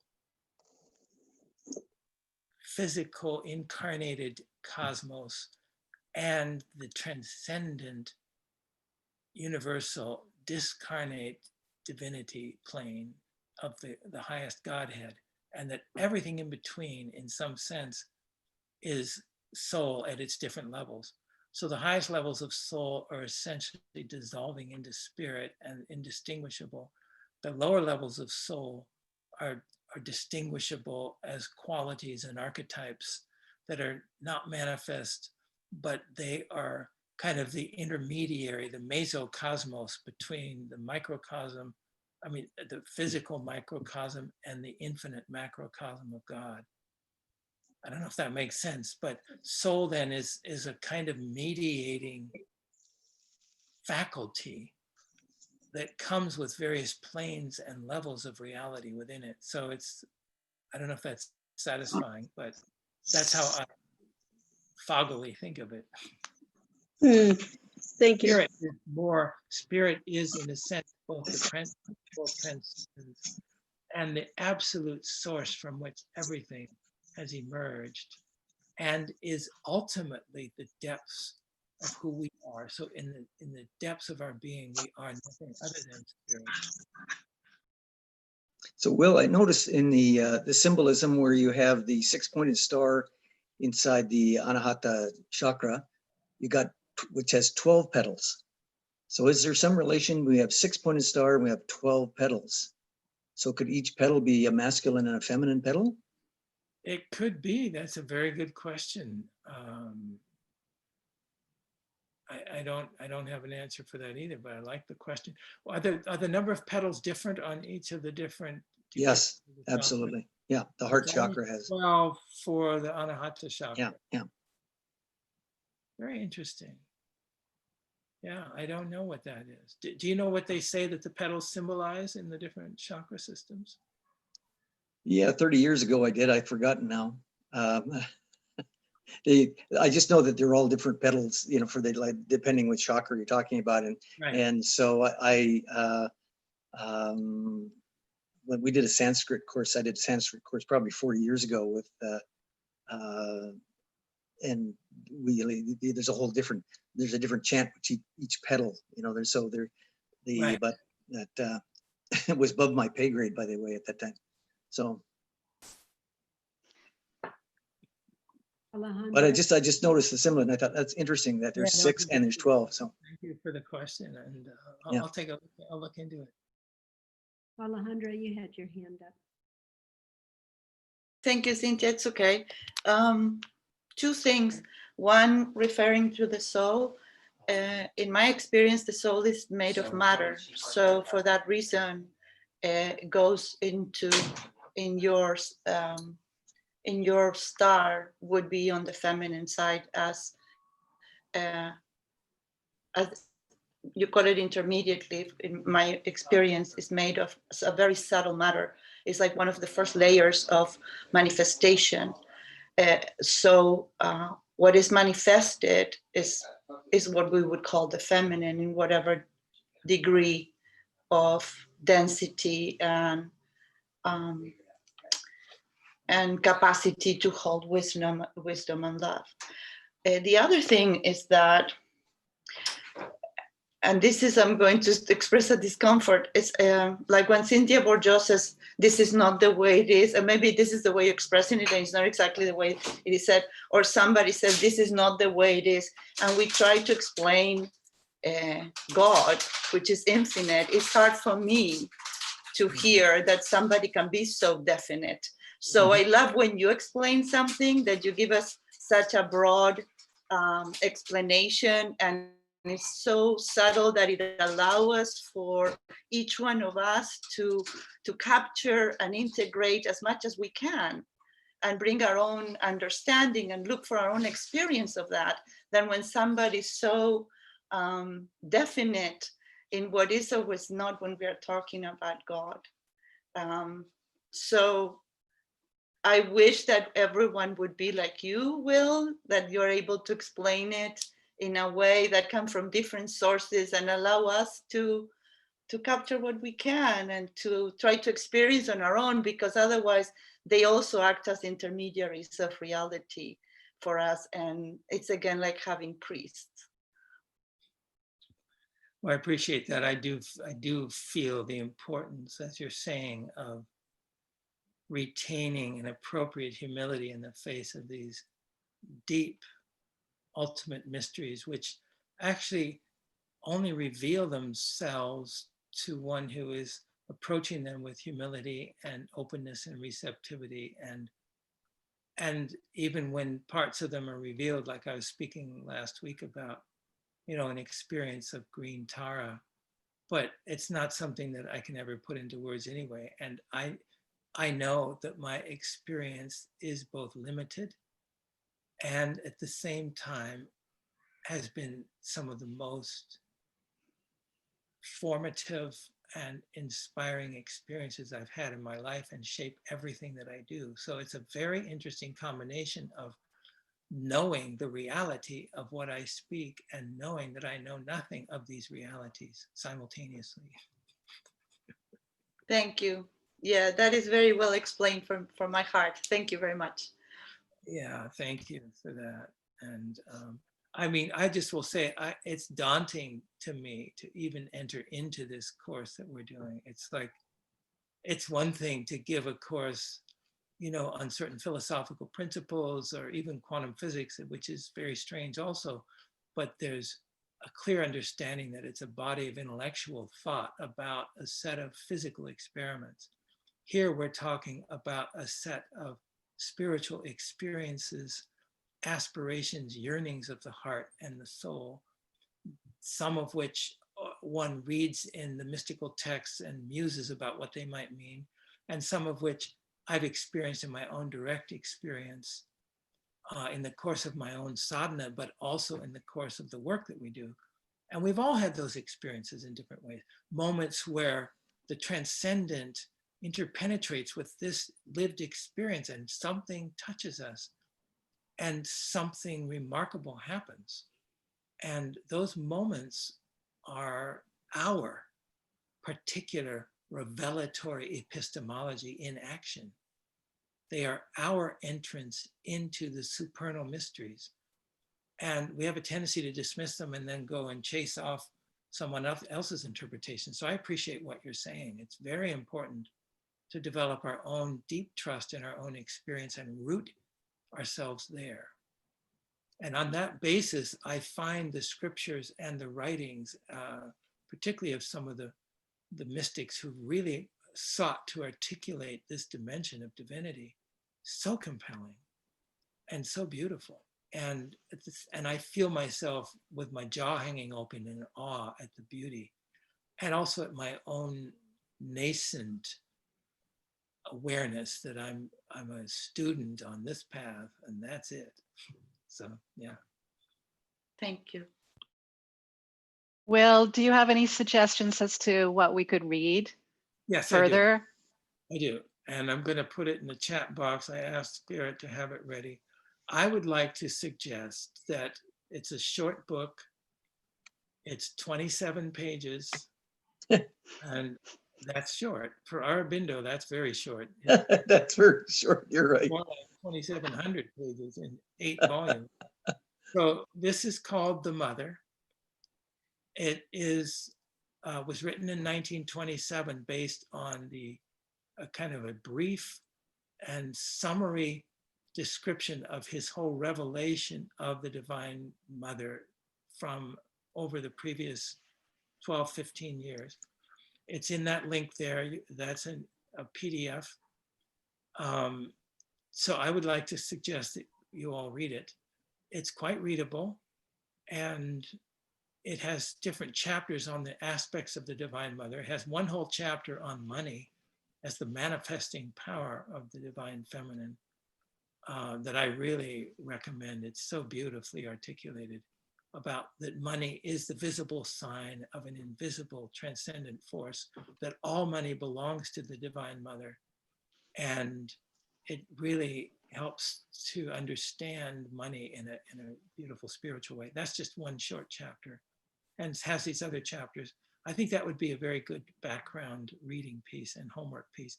Terry was also writing and asking before the course, do you have any materials that you're giving out? Yes, this is your assignment. This is it. I'm good with it. I just already clicked on the link and it comes up nicely. Yeah. I wanted to add that I was having a conversation with somebody in this group. I don't know if she wants me to say her name, but anyway, so I won't. But we were exploring reviewing the Hindu goddesses from last week and exploring which aspect are we each embodying. And so I thought that'd be fun for the whole group to think about, how each of us embodies or experiences the different aspects of the divine feminine in our life now.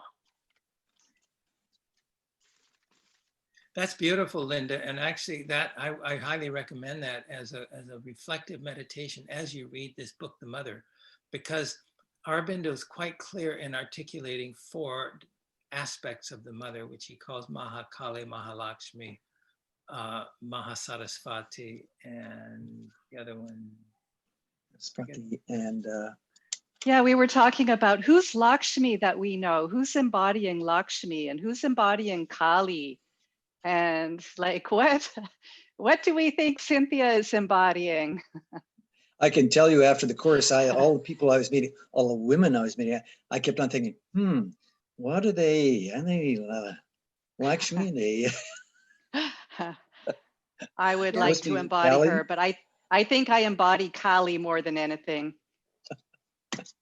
One of our friends, who is also a student of these things and sometimes appears on this course, has a practice of what would Kali do?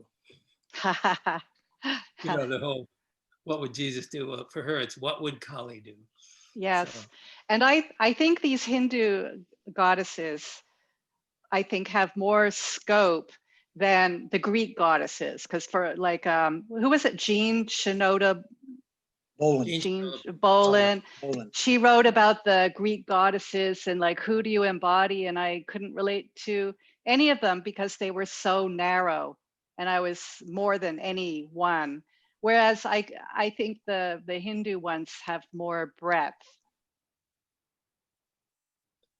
Well, yeah, I tell you, I mean, my experience of the Hindu goddesses, like Durga riding in on a tiger with the spear and piercing the heart, is literally what happened in my life when my teacher came into my life. She rode into my life on essentially an invisible tiger and took that spear, and I've never been the same since. So that's for a later course. We need to bring this to a close. Other thing, Linda, just a final comment there is, you were, I think, one of the weeks speaking about how do you define masculine or feminine, you know? Oh what- yeah, that was week 1. Yeah, and I think the Hindu goddesses for me do that. They don't, I mean, it's so broad, right? And yet it's so feminine, in Right. different than the male gods that are represented in some ways. So, yeah.